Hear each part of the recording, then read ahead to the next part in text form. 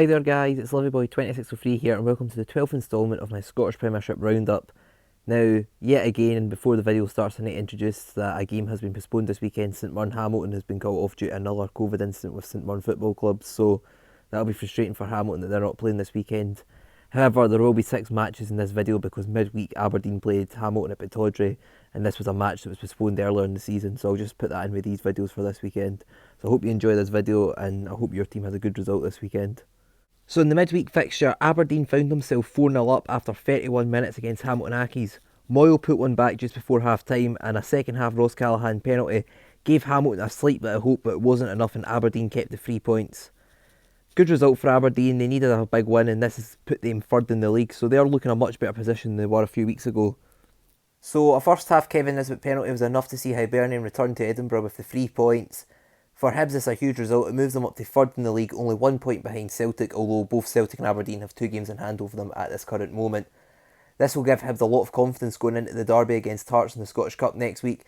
As for Kilmarnock, they've been on a very good run of form, so they'll be disappointed to drop points at home to Hibs. An emphatic 4-0 victory seen Motherwell beat Ross County. Now, for Ross County, it'll probably be panic stations because this is the 4th game in a row they've went without scoring in the Scottish Premiership.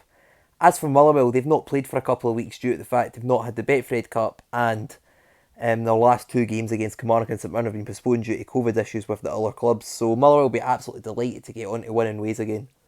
It was all goalless and Tayside as St Johnstone drew 0-0 with Dundee United, and this is one of those games at the start of the day they've probably predicted a draw because both teams have had good results this season, but both teams have also had bitterly disappointing results, so they're very even going into today's game, so I'm not surprised that this game ended 0-0.